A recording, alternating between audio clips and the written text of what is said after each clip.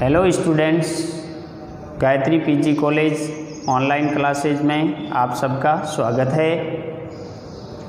आज अपन विश्व में ऊर्जा संसाधन के बारे में चर्चा करेंगे। ऊर्जा संसाधन को दो रूपों में मान सकते हैं, एक परंपरागत ऊर्जा संसाधन है और दूसरा अपरंपरागत ऊर्जा संसाधन है। परंपरागत ऊर्जा संसाधन के बारे में अपन ने पढ़ा कोयला, पेट्रोलियम पदार्थ और प्राकृतिक गैस। और नेक्स्ट है जल विद्युत। जल विद्युत ऊर्जा का भी संसाधन माना जाता है। विश्व की लगभग 10% ऊर्जा की आवश्यकता जल विद्युत के द्वारा होती है, लेकिन हर क्षेत्र के अंदर जल विद्युत की पर्याप्त संभावनाएं नहीं होती है। जल विद्युत को श्वेत कोयला के नाम से भी जाना जाता है। इसको श्वेत कोयला इसीलिए कहा जाता है क्योंकि इससे पर्यावरण को किसी भी प्रकार का नुकसान नहीं होता है, पर्यावरण का प्रदूषण नहीं होता है, इसीलिए इसे श्वेत कोयला भी कहा जाता है। जल विद्युत के विकास के लिए पर्याप्त जल, पर्याप्त ढाल, काफ़ी पूंजी और उच्च तकनीकी की आवश्यकता होती है। यानी जल का प्रवाह, ढाल भी होना चाहिए, इसके साथ साथ पूंजी और टेक्निकल की आवश्यकता भी जल विद्युत उत्पादन के लिए अति आवश्यक है। ये सभी देशों के अंदर एक जैसी नहीं होती है, लेकिन फिर भी विश्व में सर्वाधिक ऊर्जा की संभावनाएं हैं वो अफ्रीका महाद्वीप में है। अफ्रीका में विश्व में सर्वाधिक संभावित जल विद्युत होने के बावजूद वहाँ इनका विकास काफ़ी कम हुआ है, क्योंकि वहाँ विद्युत शक्ति की मांग का अभाव है, पिछड़ा हुआ यानी कि इलाका है, भौगोलिक स्थितियां हैं वो बहुत विकट है, जनसंख्या कम रहती है, इंडस्ट्रीज विकास भी कम है। इसीलिए अफ्रीका महाद्वीप के अंदर जल विद्युत की पर्याप्त संभावना होते हुए भी, सर्वाधिक संभावनाएं होते हुए भी जल विद्युत का विकास पूर्ण रूप से नहीं हुआ है, क्योंकि वहाँ शक्ति की मांग कम है। साथ ही अधिकांश क्षेत्र है वो दुर्गम है, अस्वास्थ्यकर है। अफ्रीका की कांगो नदी की संभावित शक्ति विश्व के अन्य किसी भी नदी से अधिक है। अफ्रीका के अंदर जो कांगो नदी है वहाँ जल विद्युत की पर्याप्त संभावना है जो विश्व के अंदर सर्वाधिक है। इसके अलावा टा नदी घाटी परियोजना है, वहाँ भी जल विद्युत का उत्पादन किया जाता है। तो अफ्रीका में टा नदी घाटी और कांगो नदी है, यहाँ जल विद्युत की पर्याप्त संभावना है और जल विद्युत का उत्पादन भी किया जाता है। ऑस्ट्रेलिया में भी संभावित जल शक्ति का काफ़ी कम विकास हुआ है। न्यूजीलैंड जैसे देशों में कोयले और पेट्रोलियम के अभाव के कारण 90% विद्युत का उत्पादन जल से किया जा रहा है। और दक्षिणी अमेरिका में भी जल विद्युत के विकास में पिछड़ा हुआ है। कनाडा जल विद्युत के उत्पादन में तेज़ी से प्रगति कर रहा है और कनाडा अपनी आवश्यकता का लगभग 80% शक्ति जल विद्युत से प्राप्त करता है। कनाडा अपने आवश्यकता की लगभग 80% ऊर्जा है वो जल विद्युत से प्राप्त करता है। जल विद्युत का सर्वाधिक विकास कनाडा के अंदर क्यूबेक और ओंटारियो राज्यों में हुआ है। कनाडा का सबसे बड़ा जल विद्युत ग्रह, कनाडा के अंदर सबसे बड़ा विश्व का जल विद्युत ग्रह है बीन हारनोइस। ये जो बीन हारनोइस है वो सेंट लॉरेंस नदी पर स्थित है और विश्व का सबसे बड़ा जल विद्युत ग्रह माना गया है। इनके अलावा ओंटारियो राज्य में भी नियाग्रा से जल विद्युत का उत्पादन किया जाता है। जो ईरी और ओंटारियो झील के बीच में नियाग्रा जलप्रपात है, उससे कनाडा और संयुक्त राज्य अमेरिका जल विद्युत का उत्पादन करते हैं। संयुक्त राज्य अमेरिका में भी जल विद्युत के विकास के बहुत सारे क्षेत्र हैं, जिसमें से कुछ क्षेत्र निम्न हैं। उनमें पर्याप्त पर जो प्रपात जल रेखा है, तो जल प्रपात क्षेत्र है जो अटलांटिक तट पर स्थित है, जो संयुक्त राज्य अमेरिका में पर्याप्त जल विद्युत की संभावनाएं पैदा करती है। नियाग्रा जलप्रपात क्षेत्र है, टेनेसी घाटी है, अपलेशियन प्रदेश विशेषकर न्यू इंग्लैंड राज्य में स्थित है। ये 4 क्षेत्र ऐसे हैं जो संयुक्त राज्य अमेरिका में जल विद्युत की पर्याप्त संभावनाएं और उन क्षेत्रों में जल विद्युत का उत्पादन भी अधिक होता है। इसके अलावा झील प्रदेश अमेरिका का पश्चिमोत्तर प्रशांत तट है। कैलिफोर्निया क्षेत्र में भी जल विद्युत का समुचित विकास हुआ है। इस समय संयुक्त राज्य अमेरिका विश्व में सर्वाधिक जल विद्युत यानी 22% उत्पन्न कर रहा है।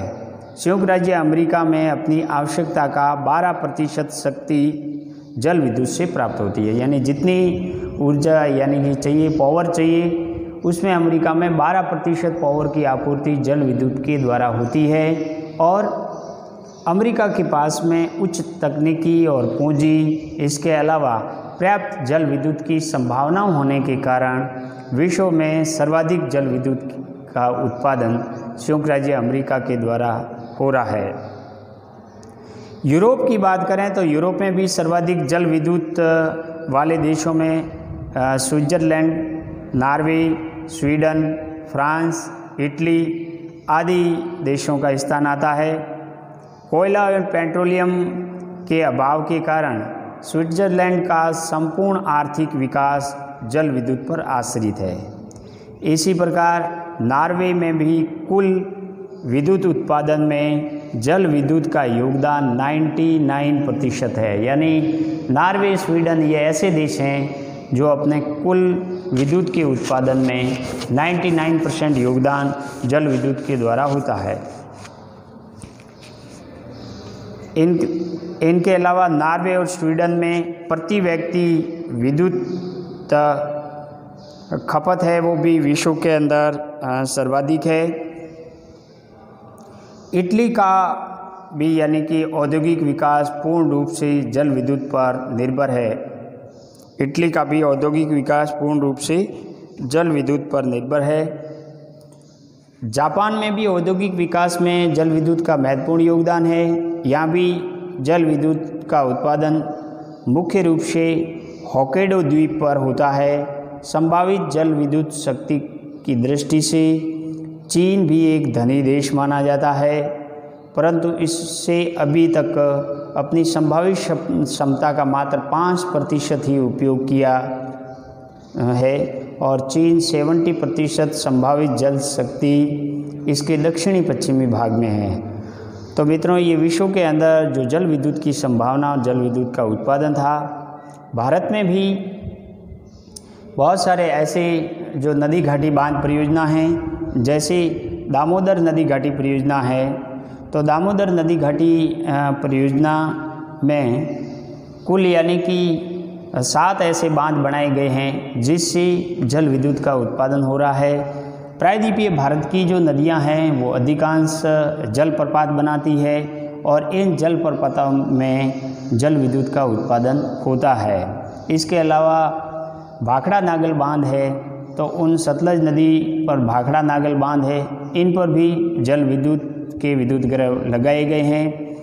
और शिव समुद्रम जल प्रपात है या जोग जल प्रपात है, ये दक्षिणी भारत के महत्वपूर्ण जो जल प्रपात है, इन पर भी जल विद्युत ग्रह लगाए गए हैं। और भारत में भी जल विद्युत की पर्याप्त यानी कि कुछ संभावनाएं भी है। हिमालय से निकलने वाली जो नदियां हैं, उन नदियों का यानी कि जल विद्युत की संभावनाएं उतनी नहीं है, क्योंकि इनकी प्रवाह की गति तेज है। इसके साथ साथ ढाल और नदी घाटी जो स्थितियां हैं वो जल विद्युत के अनुकूल नहीं है जितनी प्रायद्वीपीय नदियां के हैं। इसीलिए प्रायद्वीपीय नदियों से जल विद्युत की संभावनाएं अधिक है और भारत में भी पर्याप्त मात्रा में जल विद्युत का उत्पादन हो रहा है। परमाणु ऊर्जा यदि देखें, आणविक ऊर्जा है, तो आणविक ऊर्जा मित्रों यूरेनियम और थोरियम जैसे रेडियो सक्रिय पदार्थों के विखंडन से बड़े पैमाने पर ऊर्जा प्राप्त की जाती है। परमाणु ऊर्जा उत्पादन के लिए उच्च तकनीकी की आवश्यकता होती है, साथ ही उसके साथ दुर्घटना की भी आशंका जुड़ी रहती है। परमाणु कचरे के निपटान की समस्या भी होती है। रेडियोधर्मी विकिरणों का मानव स्वास्थ्य पर प्रतिकूल प्रभाव पड़ता है। यही कारण रहे हैं कि विश्व में परमाणु ऊर्जा के अत्यंत सीमित रूप से विकास हुआ है और इसका विकास मुख्यतः विकसित देशों तक ही सीमित है। तो परमाणु ऊर्जा है, ये यूरेनियम और थोरियम जैसे रेडियो सक्रिय पदार्थों के विघटन से बड़े पैमाने पर इस ऊर्जा का उत्पादन किया जाता है, लेकिन पर्यावरण को और मानव स्वास्थ्य के लिए ये बहुत हानिकारक होती है। और जो विकासशील देश या कम विकसित देश है उनके पास में पूंजी और तकनीकी का अभाव रहता है। इस कारण परमाणु ऊर्जा का उत्पादन वहाँ लगभग नगण्य जैसा रहता है, जबकि विकसित देशों में सबसे ज़्यादा परमाणु ऊर्जा से विद्युत का उत्पादन किया जाता है। यदि इनके घटकों में यूरेनियम की बात करें तो 1 टन यूरेनियम से 6000 टन कोयले की समतुल्य ऊर्जा प्राप्त होती है। यानी 1 टन यूरेनियम से 6000 टन कोयले के बराबर ऊर्जा का उत्पादन किया जा सकता है। यूरेनियम के 2 प्राथमिक स्रोत हैं, जिसमें पिच ब्लेड में यूरेनियम का अंश है वो 50 से 80% होता है, और यूरेनाइट दूसरा है यूरेनाइट, जिसमें यूरेनियम का अंश है वो 65 से 80% तक रहता है। यूरेनियम का विश्व में सर्वाधिक उत्पादन है वो कजाकिस्तान, कनाडा, ऑस्ट्रेलिया, नाइजीरिया और नामीबिया में होता है, जबकि यूरेनियम के जो संचित भंडार है उनमें सर्वाधिक ऑस्ट्रेलिया, कजाकिस्तान, रूस, कनाडा और नाइजर में है। कनाडा प्रमुख यानी कि परमाणु ऊर्जा के जो क्षेत्र है कनाडा के अंदर, उनमें अथावस्की झील के उत्तरी तट पर स्थित यूरेनियम सिटी है। ग्रेट बियर झील के निकट भी यानी कि बीवर लॉज एवं पोर्ट एडियम का जो क्षेत्र है। संयुक्त राज्य अमेरिका में कोलोराडो के पठार में यूरेनियम का उत्पन्न होता है। अफ्रीका में भी कटंगा क्षेत्र, जोहान्सबर्ग का क्षेत्र है। इनके अलावा CIS देशों में भी मध्य एशिया में तुया, मुयुन, मंजिलेशी और तोरंशा में यूरेनियम का उत्पन्न होता है। साइबेरिया में भी तर्क क्षेत्र में यूरेनियम का उत्पन्न होता है। बेकाल झील के आसपास भी यूरेनियम का उत्पन्न होता है। ऑस्ट्रेलिया की बात करें तो ऑस्ट्रेलिया के पोर्ट डार्विन क्षेत्र और मेरी कैथलीन में यूरेनियम का उत्पन्न होता है। इनके अलावा भारत में भी जादूगोड़ा क्षेत्र है, वहाँ जो झारखंड में है वहाँ यूरेनियम का उत्पन्न होता है। और यूरोप में मध्यवर्ती यानी कि मैसिफ, जापान का टोबो में भी यूरेनियम का उत्पन्न होता है। यूरेनियम के बाद में परमाणु ऊर्जा का दूसरा जो स्रोत है वो है थोरियम। थोरियम मुख्य रूप से खनिज स्रोत है जो थोरिनाइट, अल्नाइट और मोनाजाइट आदि से निकलता है। यानी थोरियम के मुख्य जो स्रोत है वो थोरिनाइट है, अल्नाइट है और मोनाजाइट है। मोनाजाइट ये थोरियम का सर्वाधिक महत्वपूर्ण स्रोत माना जाता है और मोनाजाइट का उत्पादन भारत में मालाबार तट एवं तमिलनाडु तट में होता है। यानी भारत का मालाबार तट और तमिलनाडु तट में मोनाजाइट नामक थोरियम का उत्पादन पर्याप्त मात्रा में होता है। इनके अलावा अमेरिका में मोंटाना, उत्तरी यानी कैरोलिना, दक्षिणी कैरोलिना और कैलिफोर्निया और फ्लोरिडा क्षेत्रों में उत्पन्न होता है।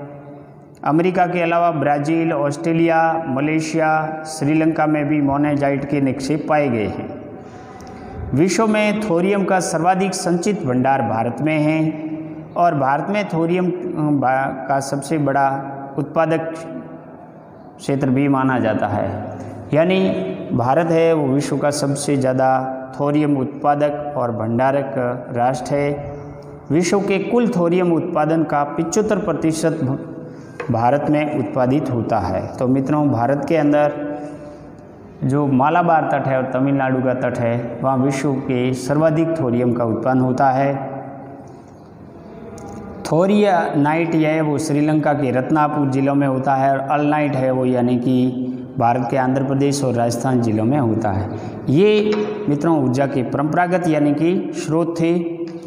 परमाणु ऊर्जा की बात यदि भारत में करें तो भारत का प्रथम परमाणु ऊर्जा गृह है वो तारापुरा महाराष्ट्र के अंदर है, और वर्तमान के अंदर भारत में 9 बड़े परमाणु संयंत्र है।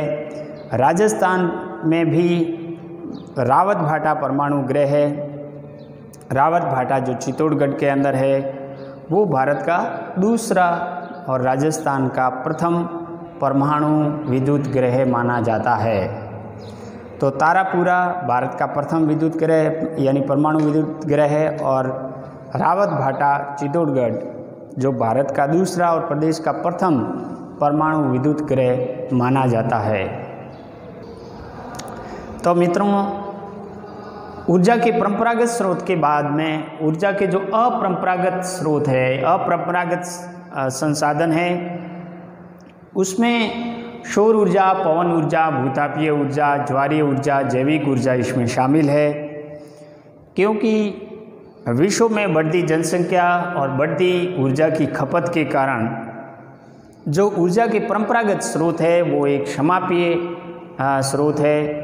समापीय ऊर्जा के संसाधन माने जाते हैं, और एक बार उसका उपयोग होने के बाद में उसका दोबारा पुनः उपयोग नहीं होता है, या उनको यूँ कहें कि उनका नवीनीकरण नहीं होता है। इसीलिए वर्तमान समय के अंदर ऊर्जा के अपरंपरागत स्रोतों के विकास की ओर ज़्यादा ध्यान दिया जा रहा है, और विश्व के विकसित देशों और विकासशील देशों में भी ज़्यादातर ऊर्जा के अपरंपरागत स्रोत के क्षेत्र में ज़्यादा परियोजनाएं बन रही है। इसके विकास के लिए ज़्यादा यानी कि परियोजनाओं का विकास किया जा रहा है, ताकि आने वाली जो यानी पीढ़ी है उनके ऊर्जा की जो मांग है वो यानी कि अपरंपरागत स्रोतों के माध्यम से पूर्ति हो सके। और इन अपरंपरागत ऊर्जा स्रोतों में सबसे प्रमुख है वो जो सौर ऊर्जा है। तो सौर ऊर्जा जो विश्व में अधिकतम मात्रा में पाई जाने वाली और कभी समाप्त न होने वाली ऊर्जा है, जो सूर्य की ऊर्जा है। तो ये सौर ऊर्जा है जो विश्व के अंदर कभी समाप्त भी नहीं होती है और सर्वाधिक पाई जाती है। बहुत सारी इस क्षेत्र में संभावनाएं भी है, और वर्तमान समय में सौर ऊर्जा का प्रयोग मुख्यतः पानी गर्म करने, खाना पकाने, घरों में गर्म यानी घरों को गर्म करने में किया जा रहा है। इसके अलावा अंतरिक्ष में भी कृत्रिम उपग्रहों को ऊर्जा और सौर ऊर्जा के माध्यम से यानी कि प्रदान की जाती है। इस ऊर्जा को सिलिकॉन के द्वारा निर्मित फोटोवोल्टिक सेलों द्वारा सीधे विद्युत ऊर्जा में बदला जा सकता है। तो मित्रों, सौर ऊर्जा की विश्व में पर्याप्त संभावना है। ये सूर्य की ऊर्जा है जो कभी समाप्त न होने वाली ऊर्जा है, और विश्व के विकसित देश भी इस क्षेत्र में बहुत तीव्र गति से कार्य कर रहे हैं। तो इनके क्षेत्र में यानी कि वर्तमान समय में संयुक्त राज्य अमेरिका जो सौर सेलों का सबसे बड़ा उत्पादक माना जाता है, और इस क्षेत्र में विश्व में सर्वाधिक सौर ऊर्जा का उत्पादन भी कर रहा है। विकासशील देशों में भी ग्रामीण विद्युतीकरण में भी सौर ऊर्जा का विशेष महत्व है। वर्तमान समय में सौर सेलों के महंगे होने के कारण सौर ऊर्जा का समुचित उपयोग है वो नहीं हो पा रहा है, लेकिन फिर भी सौर ऊर्जा की पर्याप्त संभावनाएं और यानी ये कभी समाप्त नहीं होने वाली, इससे किसी भी प्रकार का पर्यावरण प्रदूषण नहीं होता है। इसीलिए इस क्षेत्र में तीव्र गति से काम हो रहा है। भारत में भी इस क्षेत्र में बहुत सारी सौर ऊर्जा परियोजनाएं भी बनी है, और जैसे कर्नाटक है या राजस्थान है, गुजरात है, इन राज्यों के अंदर सौर ऊर्जा की पर्याप्त संभावनाएं हैं।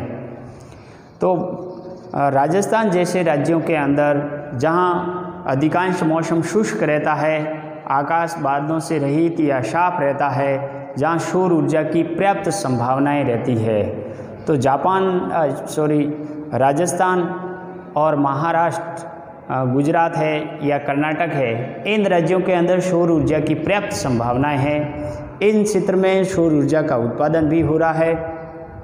राजस्थान में सौर ऊर्जा के जो संयंत्र है वो जोधपुर के फलोदी क्षेत्र में लगाए गए हैं। उनमें कहीं सरकारी क्षेत्र के और निजी क्षेत्र के भी इस क्षेत्र में सौर ऊर्जा के क्षेत्र में कंपनियां काम कर रही है। जोधपुर के भड़ला जो क्षेत्र है, भड़ला, वहाँ सौर ऊर्जा का सबसे बड़ा विद्युत संयंत्र लगा हुआ है भड़ला के अंदर।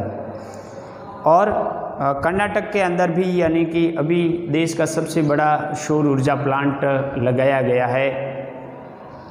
एग्रीकल्चर के क्षेत्र में भी सरकार ने सौर ऊर्जा के क्षेत्र में अग्रणीय कार्य किया है और किसानों को सब्सिडी के माध्यम से यानी सौर ऊर्जा के प्लांट लगाने के लिए प्रोत्साहित किया है, ताकि अन्य जो ऊर्जा है जो कोयले से बनती है या प्राकृतिक गैस से बनती है उसकी खपत कम की जा सके, उसकी मांग कम की जा सके, क्योंकि वो एक समाप्य संसाधनों से बनती है और आने वाली पीढ़ी के अंदर यदि ज़्यादा उसका दोहन किया गया तो एक दिन ऊर्जा के परंपरागत स्रोत है वो समाप्त हो जाएंगे और ऊर्जा उत्पादन के लिए केवल अपरंपरागत स्रोत ही बचेंगे।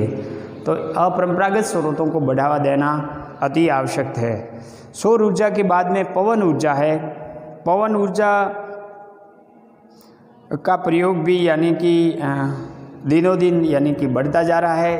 पवन के माध्यम से, हवाओं के माध्यम से ऊर्जा का उत्पादन किया जा रहा है। पवन ऊर्जा की सफलतापूर्वक प्रयोग सर्वप्रथम नीदरलैंड में किया गया। वर्तमान समय में जर्मनी पवन ऊर्जा का सबसे बड़ा उत्पादक राष्ट्र है। अन्य देशों में संयुक्त राज्य अमेरिका, नीदरलैंड और भारत भी महत्वपूर्ण है।